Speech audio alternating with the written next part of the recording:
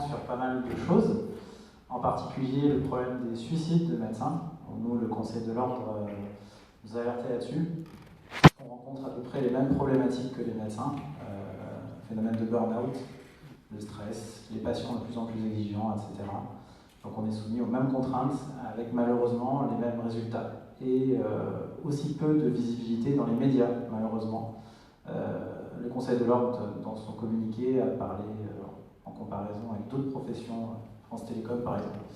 Et s'il y avait autant de suicides dans d'autres entreprises, ça ferait la une des journaux. Et là, personne n'en parle. Donc c'est très inquiétant, on y pense aussi. Donc l'actualité chez nous, c'est encore et toujours les réseaux de soins, puisque nous, c'est notre quotidien. C'est pas du fantasme, c'est pas de la projection, c'est quelque chose qu'on vit tous les jours, avec tous nos patients qui sont orientés, qui sont incités à aller chez d'autres confrères qui ont signé dans des réseaux de soins, sur des critères évidemment uniquement financiers. Et donc pourquoi nous ça nous arrive? Puisqu'on est touché par la loi Leroux qui a rendu possible les remboursements différenciés. Donc chez nous c'est une réalité. Alors ça n'engage que moi, mais j'ai fait un rapport direct, c'est que chez les dentistes on a connu l'affaire Dentexia. L'affaire Dentexia, donc un ensemble de centres dentaires qui étaient signataires de tous les réseaux de soins possibles et qui soignaient les gens sur des critères financiers avec le package crédit, c'est-à-dire la santé, c'est aussi la finance chez Dentexia. Donc il y avait un système de crédit pour faire ces soins qui étaient mis en place, un package complet. Et donc le système, il est arrivé à son bout. Et maintenant, il faut payer les pots cassés. Donc l'IGAS, qui est quand même quelqu'un sérieux, estime de 3 à 10 millions d'euros la dépense nécessaire pour sortir ces 2400 patients au moins, puisque c'est 2400 patients qui sont dans le collectif, les sortir de leur situation. Donc, nous, ce qui nous fait hurler, c'est qu'il y a d'autres centres qui se montent sur ces critères financiers, uniquement financiers, qui sont montés comme des associations à but non lucratif. Et les agences régionales de santé continuent de laisser ces gens opérer, ces projets se monter. Et tout ça, ça vient d'une logique qui est uniquement une logique financière, où à aucun moment on replace le patient dans un contexte global, à aucun moment on parle du patient, on parle juste de rentabilité, de tarifs. On vous dit, savez-vous que pour 150 € de moins, vous pourriez avoir le même traitement? Tout est comparable, les patients ne savent pas, donc les mutuelles gagnent. J'aime bien cette image. Donc si vous n'arrivez pas tout à fait à lire, ça veut dire que si vous payez des cacahuètes, vous aurez des singes. En fait, ça veut dire que vous en aurez pour votre argent. Et le bout de la logique du système, effectivement, c'est une baisse de qualité des soins, avec des réinterventions par la suite, des nouveaux soins. Et donc tout le monde est perdant, et surtout le patient. Ensuite, la deuxième actualité pour nous, c'est les négociations conventionnelles. Donc on est en pleine négociation conventionnelle les chirurgiens dentistes. Donc, les négociations conventionnelles, c'est tripartite, l'assurance maladie, les complémentaires et les syndicats. Nous, on en est à l'avenant numéro 4 à la convention.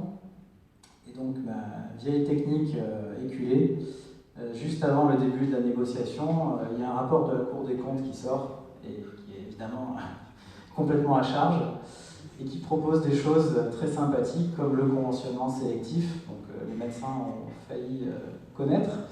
Nous, ils n'ont pas encore abandonné. Un plafonnement des tarifs par voie législative, donc uniquement par la loi, et qui propose donc un cadre de régulation qui est dit efficace et donc contraignant. Donc il n'y a aucun problème à contraindre les professionnels de santé. Bien entendu, ce rapport de la Cour des comptes est repris abondamment par la presse, ça tourne en boucle, et donc 2 jours après, début des négociations conventionnelles. Donc là, autant vous dire qu'on arrive dans des bonnes dispositions. Déjà qu'on a une excellente image dans l'opinion publique, les chirurgiens dentistes, on arrive bien. Et donc là-dessus, la semaine dernière, je ne sais plus exactement quand, il y a eu un coup de force de la ministre qui, par voie législative, l'Assemblée nationale, décide de fixer un règlement arbitral, donc par décret, si jamais les négociations conventionnelles n'aboutissent pas. Alors, n'aboutissent pas, moi je comprends, n'aboutissent pas dans le sens qui intéresse le ministère. Donc on voit toute la valeur qui est accordée par Marisol Touraine aux négociations conventionnelles. Bon, évidemment c'est électoraliste, c'est sur la fin de la mandature.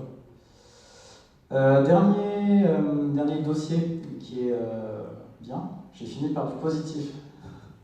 Donc il y a un truc dont on est fier à la FSDL, c'est qu'on a réussi à obtenir la condamnation du CLESI.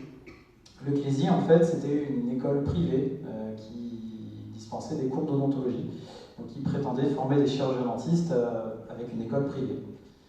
Donc après une longue bataille juridique, la Cour d'appel a prononcé donc, la condamnation de ce centre.